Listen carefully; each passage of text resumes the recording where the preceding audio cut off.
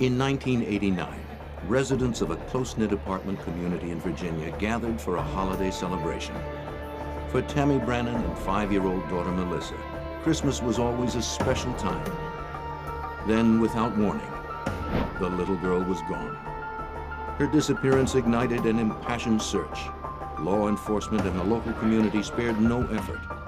But would they piece together the evidence and find her before it was too late?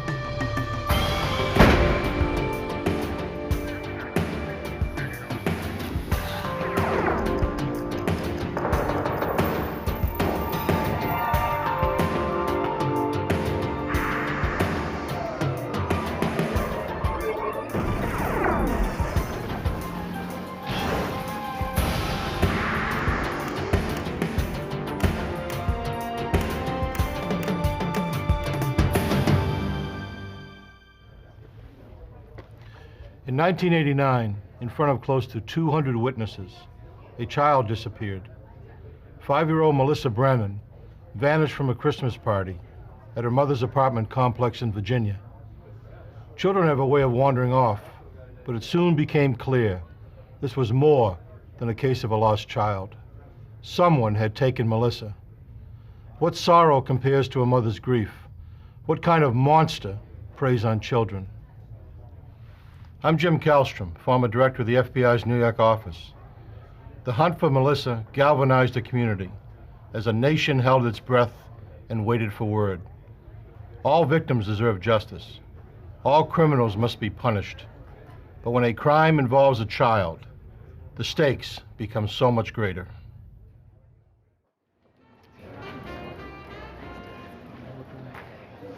On December 3rd, 1989, the Woodside apartment complex in Lorton, Virginia held its Yuletide Christmas party. The Woodside was a large but friendly complex, a community that revolved around family life and children's activities. The kids were always excited about the party, which meant special treats and presents. A single mom, Tammy Brannon, had found in the Woodside complex a safe community in which to raise her only child, Melissa. As the evening wound down, Tammy stopped to visit with a friend before going home. We'll have some pizza. How about that? Okay? Can I go get some potato chips? Okay, we'll come right back. Okay. I'm a fitness director down at Ocean. Really? Mm-hmm. Good for you. Yeah. Did you? We gotta get ready. Okay. We have a lot to do. She's getting so big. So cute. She is. Did you see where she went? She lost sight of her daughter for only a few seconds.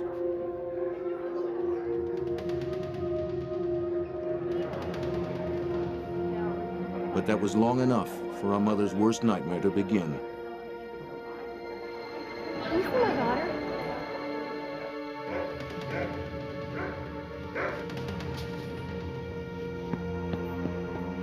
Melissa?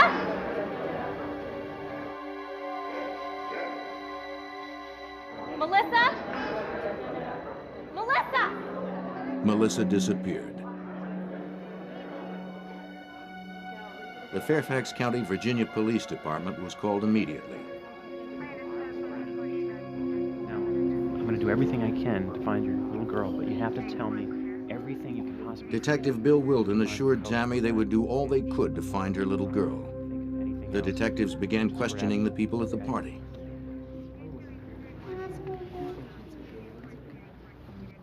No one could recall seeing Melissa leave the party or anywhere near the front door.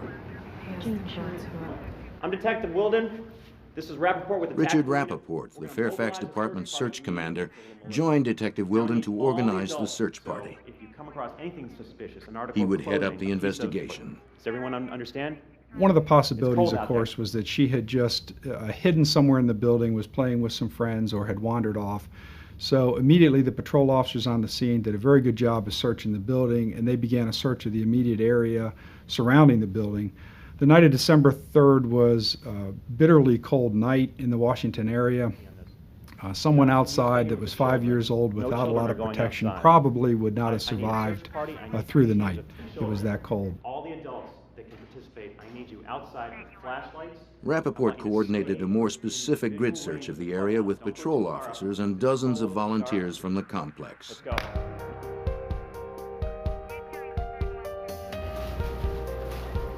The search effort began. Nearly 100 neighbors, police, and Army personnel from nearby Fort Belvoir combed the woods around the complex. Most were parents themselves, united by a single concern: to find Melissa. Like the detectives, they expected to find a shivering and frightened little girl lost in the dark woods and crying for her mother.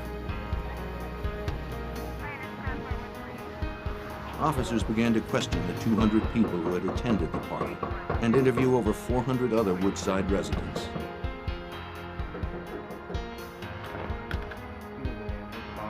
Though the complex was large, many residents knew Melissa and knew her to be very shy. Shocked to hear that she had disappeared, almost all expressed doubt that she would ever have gone off without her mother, and certainly not with a stranger.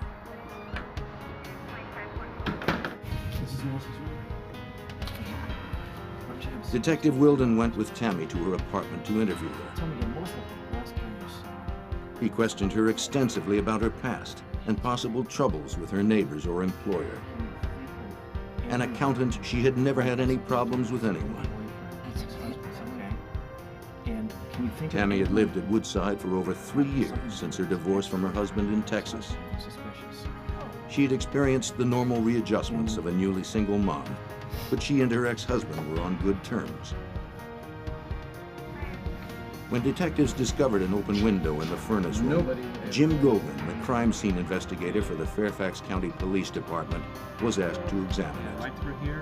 The way the door was set up, everybody had to either go through the crowd to get out the front of the building. That was only the main door and the only door available to get out, with the exception of the hallway down to the bathrooms and the furnace room. They had large windows, and in the furnace room itself had a window, what was discovered open. And from there, the assumption was made that possibly that's how she was taken from the building. Melissa's disappearance was suddenly far more complicated. The search for a missing child had become a possible abduction case.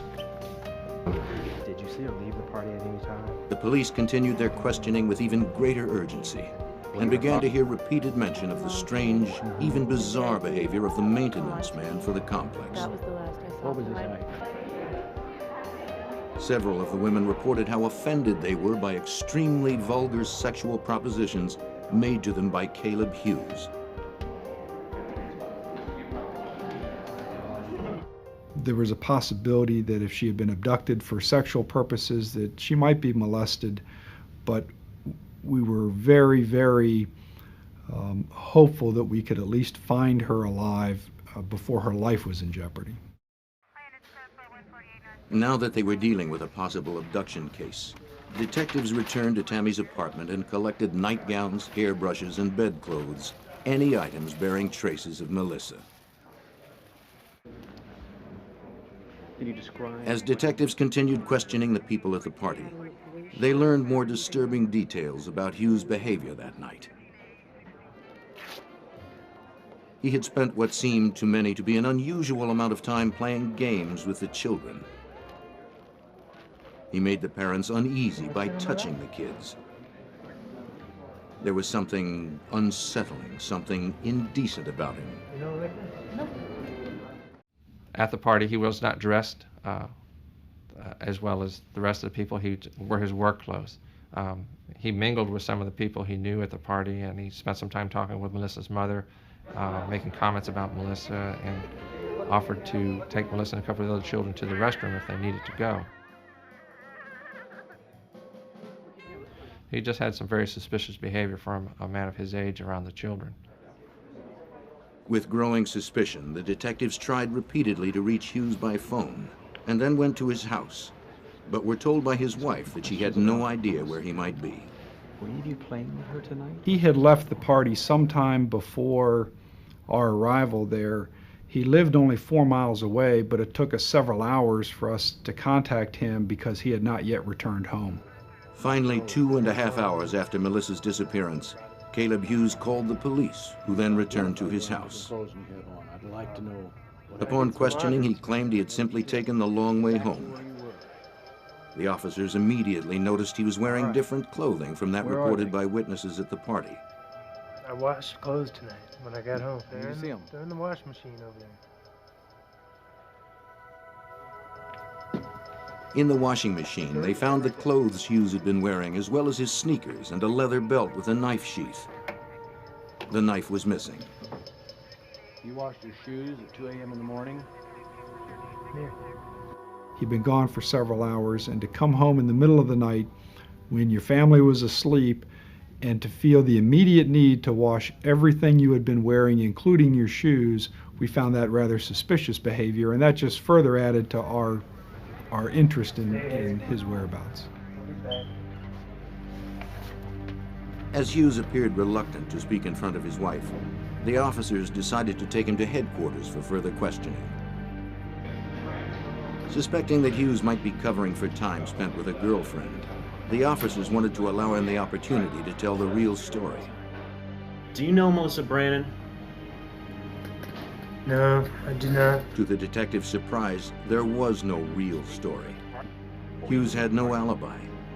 He claimed he had no idea who Melissa was, that he had driven the long way home Why were you alone washing your after shoes? picking up a six-pack, and then had simply washed his clothes. You normally wash your shoes with your clothes? Sometimes, yeah. What were they dirty with? He said as an excuse that they were his only work clothes and he had to be to work the next day and they were dirty, so he needed to clean them for work. Look, am I being charged with anything? Despite hours of intense questioning, Hughes remained smug and evasive. I'm free to go. Finally, Yeah, you're free to Detective go. Wilden told him he was free to go, But I know you're though he guilty. was almost certain Hughes was lying. Well, you're gonna have to prove it then, aren't you? As far as the Fairfax County Police Department was concerned, Caleb Hughes was the prime suspect. Believing Caleb Hughes was involved in Melissa's disappearance, Detective Bill Wilden contacted Fairfax County Commonwealth Attorney Robert Horan. It was a suspected homicide, certainly by then. He made some statements that were out of character for somebody who really Melissa is Brannon? a suspect in a crime of this nature. You would normally think the minute somebody would suggest you or I have abducted a 5-year-old child, Look, am I I free mean, to you go? would think it would be Am I the being most charged? vigorous, vehement outburst. Of course I didn't. Well, they got nothing like that. Matter of fact, at one point he said to Wilden, "Prove it," which is again an unusual reaction for somebody who had nothing to do with it. Gogan had photocopied Melissa's picture and printed hundreds of flyers to help in the search. And as the sun came up, the search expanded into further down south on the highway. They sent soldiers out to do massive searches through the woods, along the railroad tracks, and as possible ideas of locations where she might have been were developed, again, hundreds of people were gathered to search and walk those areas. The car Hughes had been driving that night belonged to his wife. She gave investigators permission to impound and search it. Detectives examined it for fingerprints, blood, fibers, hair, any evidence that would document Melissa's presence there. Fingerprint tests revealed that only the Hughes family had left prints on the car. Next, all the hairs and fibers needed to be collected from the interior. This type of trace evidence was usually retrieved with a vacuum cleaner, but there was simply too much debris inside. When I first approached the car and looked inside, I just kind of went, whoa. They had 2 large dogs, the Hughes. They carried them a lot in that car. It was just cluttered with dirt and debris and just a mess inside that car. And I just kind of shook my head like this was going to be a real challenge. So I decided to use the masking tape as an alternative to the vacuum cleaner, just hoping to just get what was on the surface.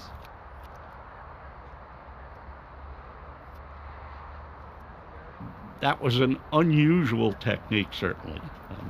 In my years, that was the first time I ever had run into it in the Fairfax Police Department. And it's a very common technique now.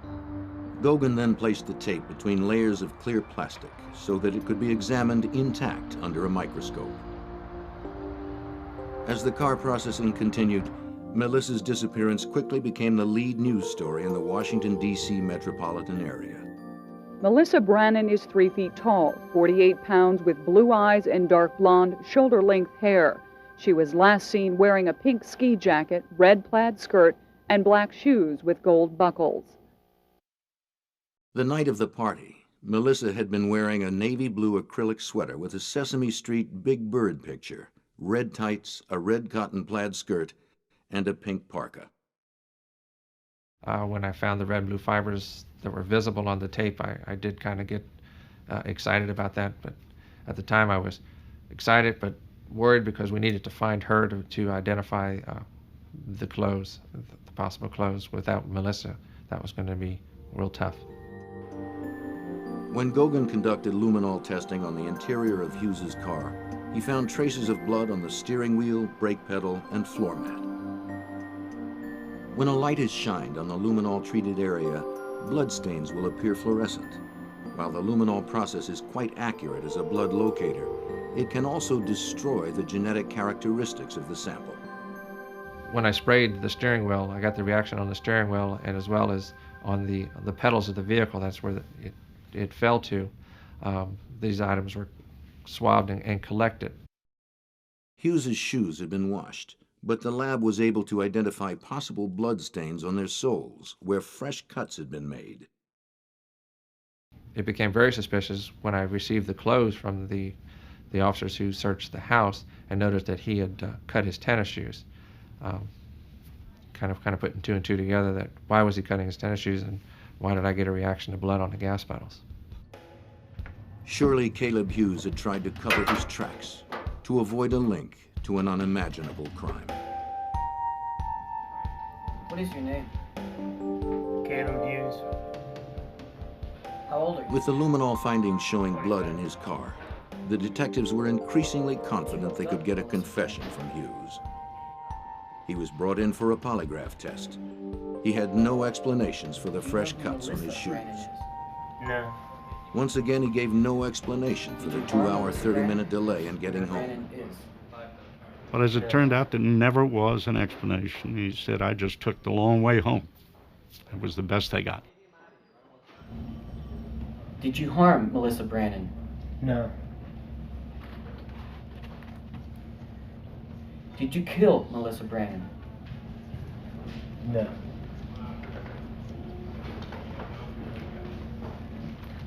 These are proven to be deceptive. When Hughes denied outright that he had killed Melissa, polygraph examiner Rick Danielle was sure he was lying. He really denied ever having seen this child, denied knowing who the child was. He was shown pictures of her, never seen that child before. And of course the police knew that was not true because he had been at the same table with the child, had talked to the child. You got the wrong guy. I'm asking you about what you did. You got the wrong guy. Danielle was absolutely satisfied he was hiding something, that he was lying about something. So close to getting you. I'm out of So here. close. He was attempting to deceive him. But of course, none of that under Virginia law, as you may know, none of that's evidence. You're not allowed to use it at trial. Investigators were convinced Hughes had abducted and harmed the beautiful little girl. But Tammy Brannon tried to keep her hope alive, fighting her worst fears. Melissa's Christmas presents waited under the tree. News 7 has confirmed tonight that the investigation into the disappearance of 5-year-old Melissa Brannon appears to be focusing on one primary suspect. Police will continue their search efforts and to pursue leads. There is now a $10,000 reward for any information concerning Melissa's whereabouts. For Tammy Brannon and her parents, the hours passed in an agonizing wait for more information. Melissa's disappearance electrified the tiny rural community of Lorton, a suburb of Washington, D.C. Only 5 months earlier, 10-year-old Rosie Gordon had been bike riding in her neighborhood when she was abducted, raped, and murdered. Her killer had never been found. Nice to meet you too. Rosie's mother quickly came to Tammy Brannan's support. The yellow ribbons that punctuate trees and balconies at the Woodside apartment complex in Lorton have weathered Once Melissa's 3 disappearance was snowstorms. reported on the They've held their news, position the community clear rushed to in her support. speculation as to the Yellow whereabouts ribbons of began 5-year-old appearing on Melissa Christmas Brannan. trees throughout the area. By all indications, Tammy was a wonderful mother, very loving mother, very, very protective of her child. Melissa was her only child, and I just think all those facts together struck a chord that virtually anyone could identify with those circumstances, and people's hearts went out to the Brannan family. Hundreds of people volunteered to post flyers throughout the region and assist the local authorities in their search. A new expert was also brought into the search effort. The National Center for Missing and Exploited Children sent John Gold, one of their search and rescue consultants. We are legislated into being as the state clearinghouse for all the information regarding missing persons. And we also assist families and law enforcement, kind of as a liaison between the two, working as many cases as we can. After debriefing, Gold and his partner went directly to the apartment complex clubhouse. Check your stride out here. Outside, they found adult male footprints leading from the furnace room window to a split rail fence whose top rail had recently been broken. We began to find transferences on the other side of the fence into a small parking lot there beside the clubhouse, in the parking lot, I think, with an abandoned restaurant or some type of building there. And that's where the track stopped. Straight through here, over this fence. Right from the beginning, we found the adult footprints, but we never found a child's footprints. So we felt comfortable that if that was the abductor we were looking for, and we felt pretty comfortable that it was, that Melissa was probably being carried, even from outside the window, was being carried by the abductor to the point where she and the abductor got in the vehicle. But where would Hughes have taken her? I don't know. Detectives received a lucky break when they interviewed Hughes's wife. She had been somewhat suspicious that he might go somewhere else after work.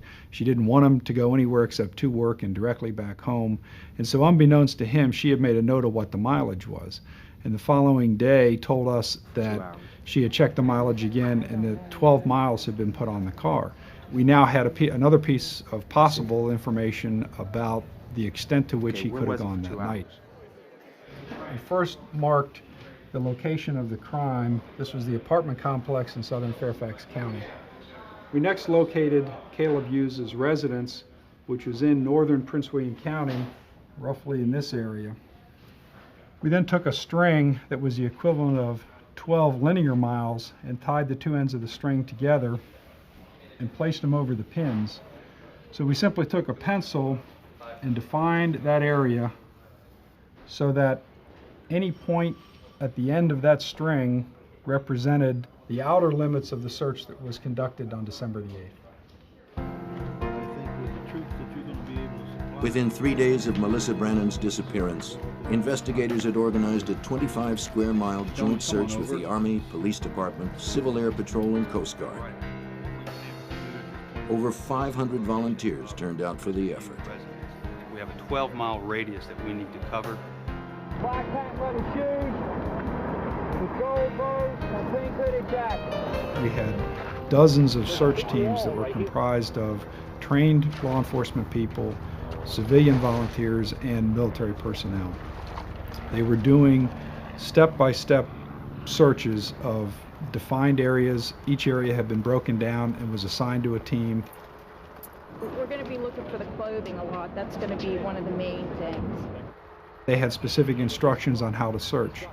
If they found anything which they thought might be evidence, they were to mark it, not to disturb it, and we had teams of crime scene people who would then respond to that particular location and process the evidence. At this point, we've not found anything today that puts us any closer than we were this morning. The volunteers were frustrated and extremely disappointed. I know there were nights when I would go home and my family would have seen a newscast about another day of searching, and my own children would say, "Daddy, are you going to find that little girl? When are you going to find that little girl?" And I think that was a conversation that was occurring in the homes of dozens of investigators and police officers involved in this case. While the search continued, Goguen approached the nearby FBI lab with the evidence he had processed from the car.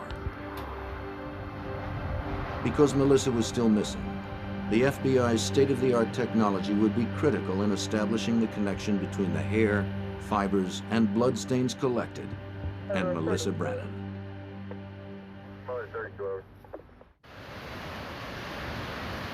Agent Doug Diedrich of the FBI's Trace Evidence Unit would examine the evidence. Perhaps he could find a link to Melissa Brannon.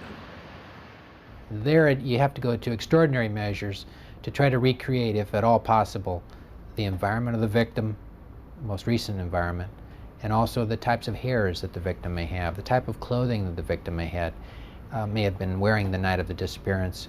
And that's the difficult part. As long as Melissa was still missing, filing charges against Caleb Hughes was all but impossible unless compelling evidence could be found. Diedrich and the lab examiners were impressed by the large number of fibers that had transferred onto the passenger seat of Hughes's car. Fairfax County investigators had identified nearly 70 different fibers. That included the blue acrylic fibers, the red cotton fibers, the black rabbit hairs, and there were, I believe, 1 or 2 head hairs in the case. But that's monumental. Sounds like a small number. That's huge. Once the FBI entered the case, its agents conducted their own investigation of Hughes's house. When Caleb Hughes's name was released as the primary and only suspect in the case, a media frenzy followed. Hughes has not been charged in the case, but he is the target of round-the-clock surveillance by the FBI. Federal investigators working with police from Fairfax County last night executed a search warrant on the groundskeeper's rented townhouse. They recovered several items which have been taken to the FBI laboratory to be tested to see if there is any evidence linking this man to Melissa. In the meantime, the FBI's official comment is no comment. The FBI brought the power of a federal grand jury to the investigation. The grand jury ordered Hughes to submit to blood and other forensic tests, something the local authorities had not been able to order. Hughes complained bitterly in interviews that his life had been ruined by the invasion. Details of a troubled past emerged. Hughes grew up in an abusive, dysfunctional home. He had a record as a juvenile delinquent, a long history of drug and alcohol abuse, and a disturbing attraction toward children.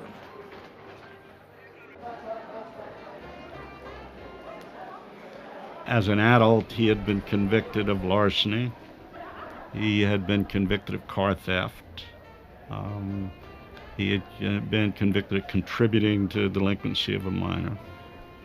The evidence indicated that he did spend a lot of time with young children, nobody the age of Melissa Brannon, but certainly a lot of children in their early teens.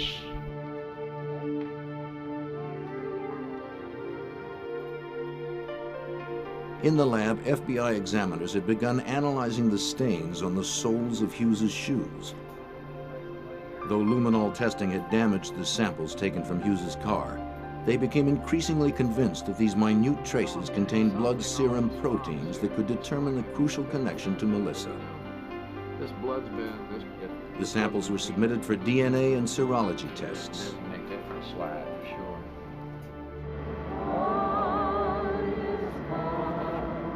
15 days after Melissa's abduction, a candlelight vigil for Melissa was held at the apartment complex.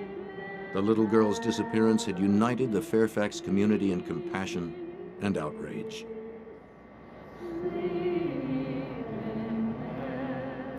during that whole Christmas season of 1989, that every night on the 6 o'clock news, she saw the video shot that her grandfather had taken of Melissa Brannon. And I'm sure I was like many people in the metropolitan area of Washington who felt that they knew her from seeing this lovely child every night on television. But shortly after New Year's, a judge in the next county received a letter from Hughes's probation officer informing him that Hughes had violated probation for an auto theft conviction 2 years earlier. On January 24th, the judge revoked Hughes's probation, and he was finally put behind bars. The earliest he could be released was November, giving the Fairfax County prosecutor ample time to build his case. Without sufficient evidence to file charges, Hughes had remained free. But now, with Hughes safely put away, the FBI had the time needed for the extensive testing required by the trace evidence.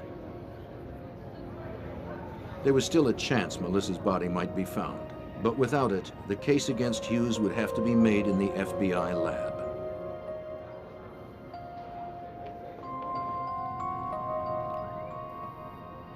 Already, FBI examiner Doug Diedrich had found his first big break in the case.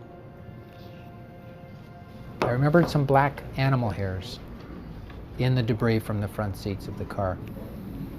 And in looking through the little girl's nightshirt, I noticed these similar black hairs sticking out of the nightshirt.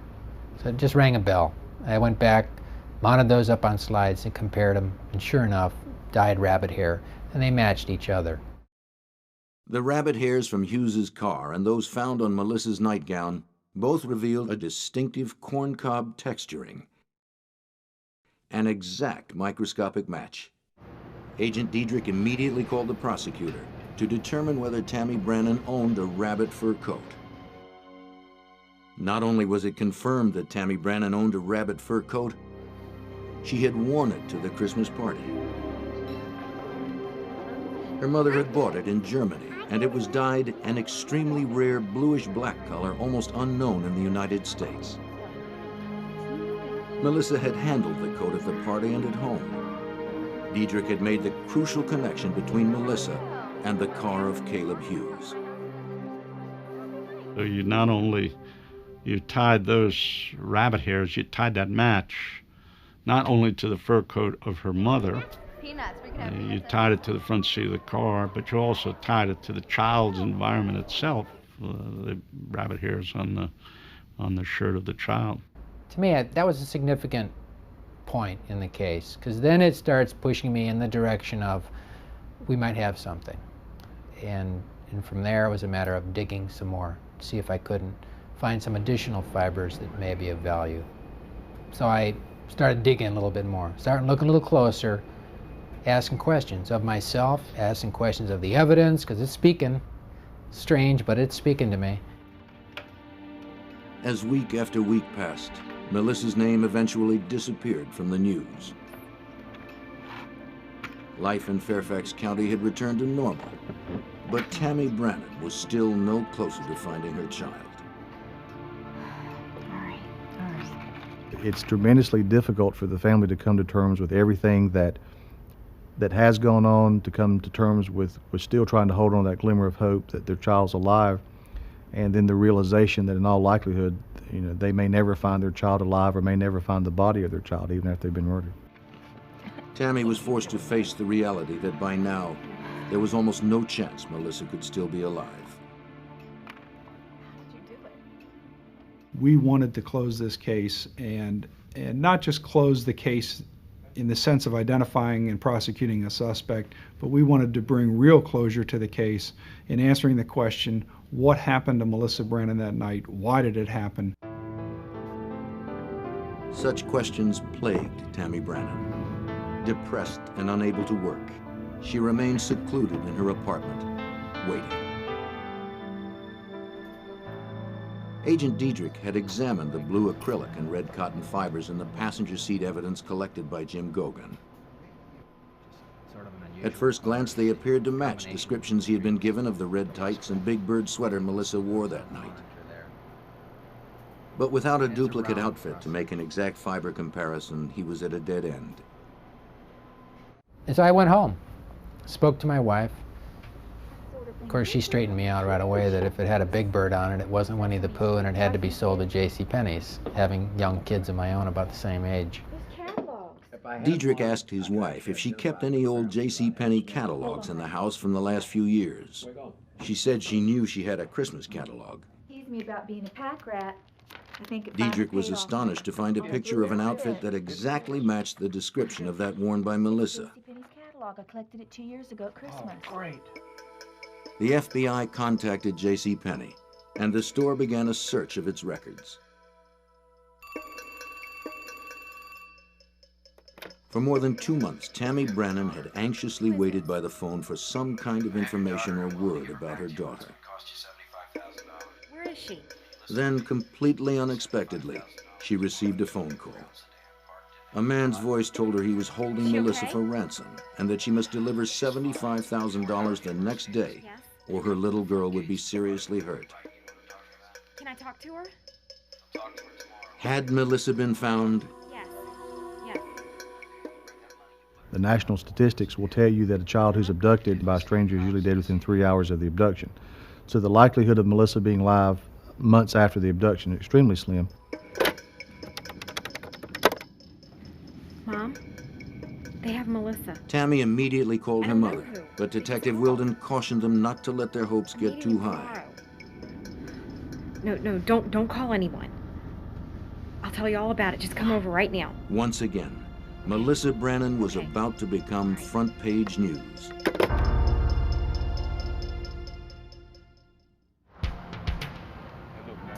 Detective Wilden had instructed Tammy Brannon to cooperate with the ransom demands in the hopes her daughter would be recovered alive. As extortion falls under federal guidelines, the FBI coordinated the ransom drop. The FBI SWAT team was ready when 2 young men showed up in the parking lot to pick up the money. I see them getting ready to open up the door. I got the bag. Go. Here we go. FBI, freeze!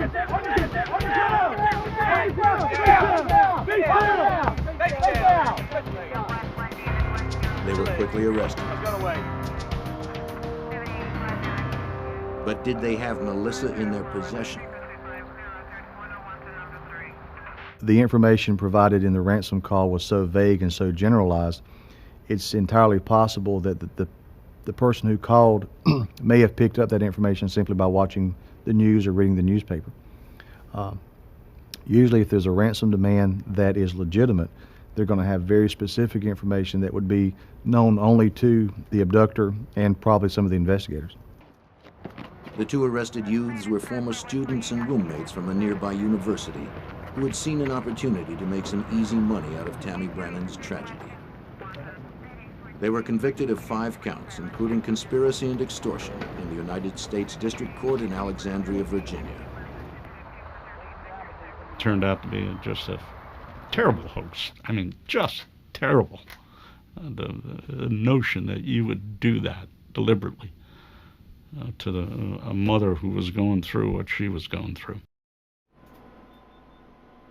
There were copious amounts of dog hairs in the tape samples collected by Fairfax County crime scene investigator Jim Gogan, as well as dozens of human hairs. FBI lab examiners separated and painstakingly subjected each one to testing. Finally, a hair was found that was different from the others. The hair was a very light blonde, the only one of its type found in the vehicle. But it was an exact match with the hairs found in Melissa's hairbrush. Matching the human hair with Melissa was the second big match for Diedrich. But the critical link of Melissa's clothes to the fibers from Hughes's car was incomplete without a duplicate Big Bird outfit to analyze. Because it had been a special Christmas outfit, produced only once, it could not be found in stock. JCPenney gave the FBI a list of people who had purchased the outfit from its catalog division. They then sent FBI agents out across the country to locate those people and determined if they still had the Big Bird outfit that they had bought from the JCPenney catalog, and ultimately they were able to locate a sample outfit from a family that still had the outfit.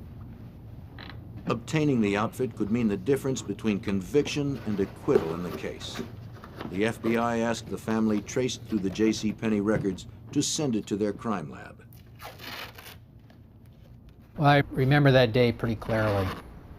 I knew the outfit was coming in. The fiber color, according to the color in the catalog, was navy blue. But the fibers that I was finding were sort of purplish blue. So I was a little anxious that maybe this wasn't the same outfit, that maybe we were going in the wrong direction. So when that package came, I was, again, uncomfortable with even opening it, because I thought I was on the right track, but I didn't want to be wrong. I opened up the box, and sure enough, it had a purplish coloration to it. So it kind of gave me a nice, warm, fuzzy feeling there that I might have the right color anyway. Fibers were pulled from the red cotton skirt and the blue acrylic sweater. A thorough analysis of the fibers from the outfit indicated an identical match with the fibers from Hughes's car. From the red cotton threads to the blue acrylic yarns to the yellow cross threads from the plaid skirt, the duplicate Big Bird outfit matched in every respect with the car fibers. What I was finding was meaningful evidence that an abduction had taken place, that in fact the victim, in all likelihood, had been in the front seat of the subject's car. With the new evidence, the prosecution could now piece together the actions of Caleb Hughes on the night Melissa disappeared. At the party, Hughes had tried to pick up several adult women, but when they rejected him, he sought a substitute. There you go. Smile. Fueled by frustration and alcohol, Caleb Hughes became a desperate predator with a perverse desire. His stalking eye fell upon the children.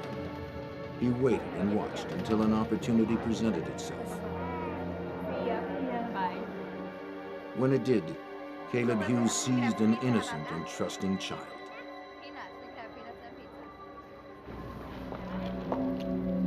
Hey, Melissa. Hey. Remember me? Come here. By abducting Melissa Brannon, Hughes had crossed the boundary into the unspeakable. We got to like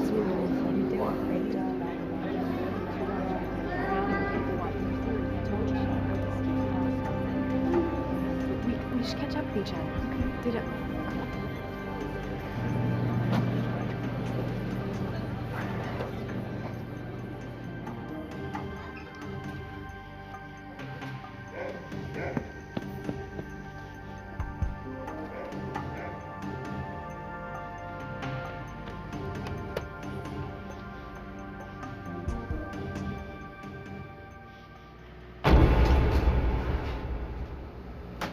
The analysis of the duplicate Big Bird outfit produced compelling evidence.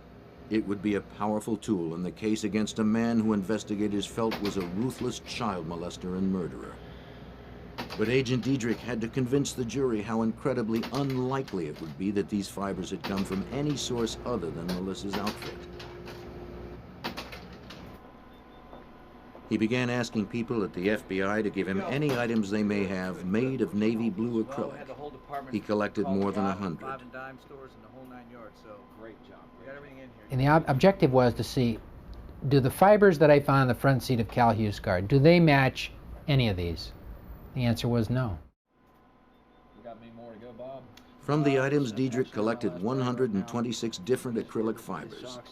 He made 7,983 comparison tests with those fibers against the ones found in Hughes's car. Out of almost 8,000 tests, only one succeeded in making an exact microscopic match with the blue acrylic fibers found in Hughes's car. And that was the duplicate Big Bird outfit. Whenever you match two things, it has a lot of significance. These aren't random events. These, in most cases, occur. Is it possible? You can't deny the possibility that it could be a coincidence.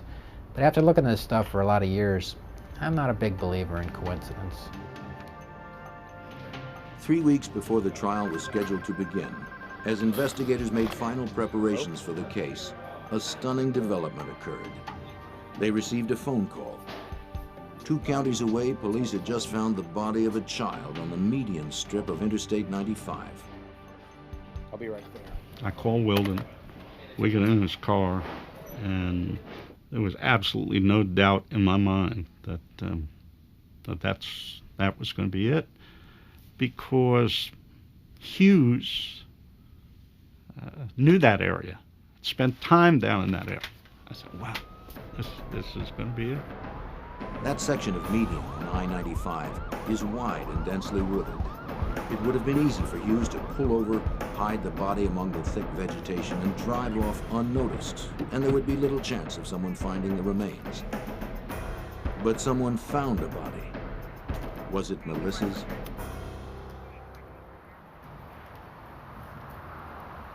If it was Melissa Brannon's body in the highway median, Fairfax County Commonwealth Attorney Robert Horan felt he could put Hughes behind bars on murder 1 charges. His hopes were high, but they were soon dashed. As soon as we got there, as soon as I saw it, I knew it wasn't Melissa Brannon, because the skeleton had rings on 3 fingers. But it was a young girl. She's 12, 13, 14-year-old who had been in that media for 2 growing seasons. The young girl's body was never identified. Finally, nearly 1 year after Melissa's disappearance, Hughes was arrested on a grand jury indictment for abducting Melissa Brannon. He was transferred from the Prince William County Jail to the Fairfax County Jail. Horan had delayed the indictment for several months in the hope that Melissa's body would be found. By then, I know we were all pretty satisfied that the worst had happened to the child. Unfortunately, under Virginia law, you can charge somebody with murder without the body, but you have to be able to prove where the murder occurred. And of course, without the body in this case, we had no way of proving where it occurred, so we couldn't charge him with murder. Abduction with intent to defile was the strongest case that could be brought against him. Hughes pleaded not guilty.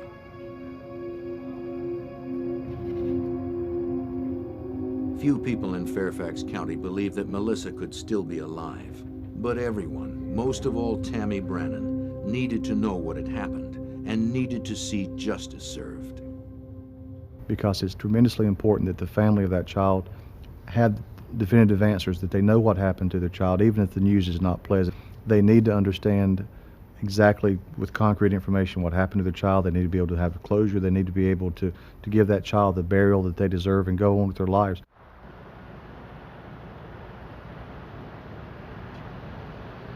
With Agent Diedrich's airtight analysis of the trace evidence, Robert Horan went into the trial confident that he could convince the jury beyond reasonable doubt.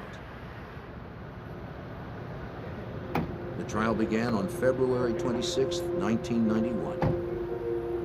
Looking good. A chief part of Horan's strategy was depicting Hughes' deviant sexual behavior at the party.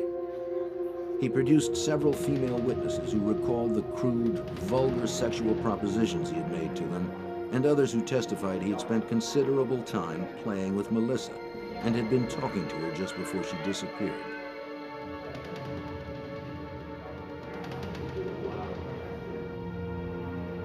His behavior was even more extreme, trying to eliminate the evidence.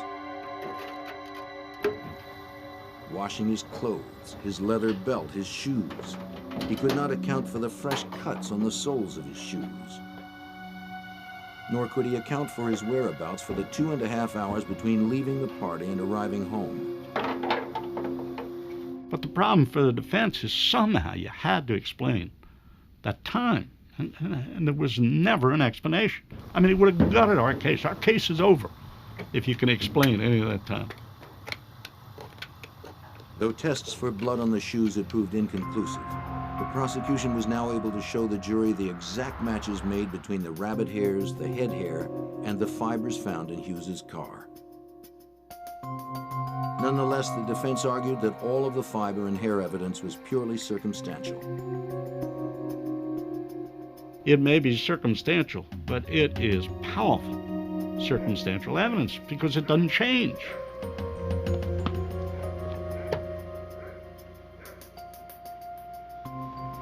In order to obtain the maximum sentence for Hughes, Moran needed to convince the jury that Hughes had intended to defile Melissa once he had her in his car. And the only way the fibers from her outfit would have been found on the seat is that her coat had been removed while she was in that car.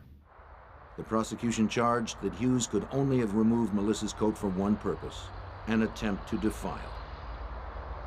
The true answer is that that 5-year-old was seated against her will in the front seat of that vehicle. Caleb Hughes's trial lasted 8 days. After 9 hours of deliberation, the jury found him guilty of abducting Melissa Brannon with intent to defile. He was sentenced to 50 years in prison. For the family members, it can't end because of the eternal hope, if you will, that someday this child that's never been seen, never been found, this child someday will appear. You know, and that's hard stuff.